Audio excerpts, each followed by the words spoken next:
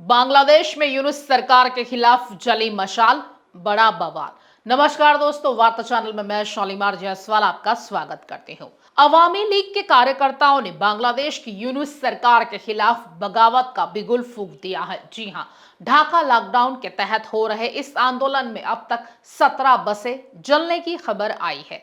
ढाका में 5 जगहों पर धमाके की भी सूचना है। अवामी लीग के उग्र प्रदर्शन को देखते हुए ढाका और मेमनसिंह मार्ग जैसे बड़े शहरों में सेना की तैनाती की गई है। इस बार आग भड़कने का कारण सरकार का ऐसा फैसला है जिसे सीधे इस्लामवादियों की धमकी का नतीजा बताया जा रहा है। दरअसल बांग्लादेश की सरकार ने हाल ही में देश के प्राथमिक स्कूलों में म्यूजिक और शारीरिक शिक्षा जैसे विषयों के लिए शिक्षकों की भर्ती की योजना को रद्द करने का फैसला किया है। इस फैसले के विरोध में युवा सड़कों पर उतर आए हैं। कथित तौर पर म्यूजिक टीचर की भर्ती रोकने का यूनुस प्रशासन का यह फैसला हिफाजत इस्लाम और इस्लामी आंदोलन बांग्लादेश सहित इस्लामी समूहों के दबाव का नतीजा है। इन समूहों में हाल ही में इन शिक्षकों की भर्ती को गैर इस्लामी बताया गया है।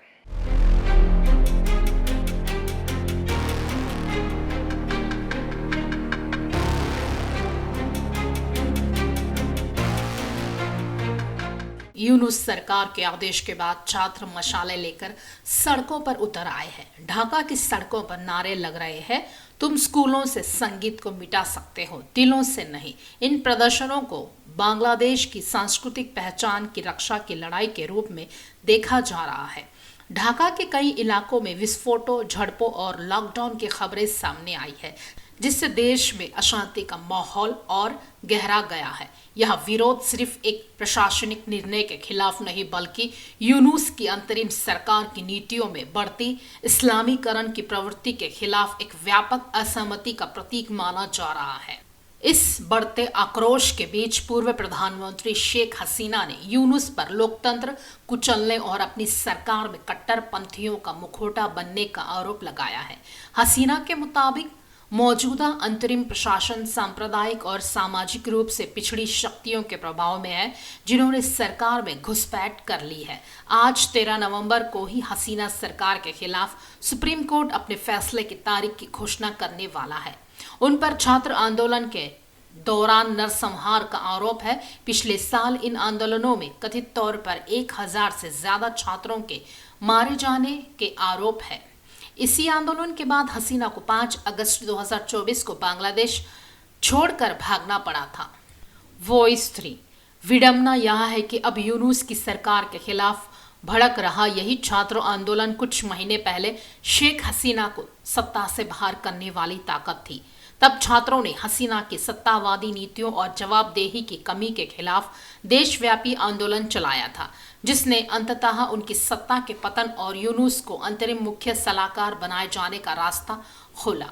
उस समय पश्चिमी देशों और बांग्लादेशी सिविल सोसाइटी के कई हिस्सों ने इस कदम का स्वागत किया था, लेकिन अब परिस्थितियां पलट गई है। जैसे जैसे ढाका और देश के अन्य हिस्सों में विरोध की लपटें फैल रही है, वहीं युवा वर्ग जो कभी बदलाव के लिए हसीना के खिलाफ उतरा था, अब यूनुस की नीतियों से असंतुष्ट दिख रहा है और उन्हीं के खिलाफ आवाज उठा रहा है।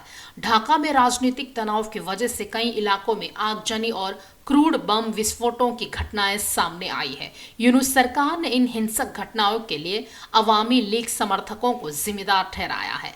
ब्राह्मण बारिया में मोहम्मद यूनुस के ग्रामीण बैंक की एक शाखा को प्रदर्शनकारियों ने आग के हवाले कर दिया, जिसमें फर्नीचर और दस्तावेज पूरी तरह जलकर राख हो गए हैं। कई जगहों पर क्रूड बम के फटने की खबरें भी सामने आई है।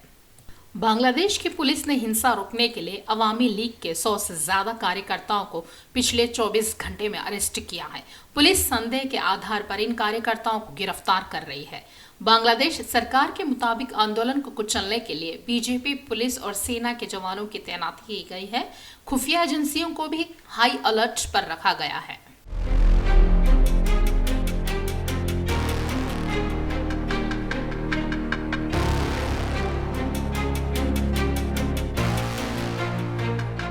खास खबरों के लिए देखते रहिए वार्ता चैनल।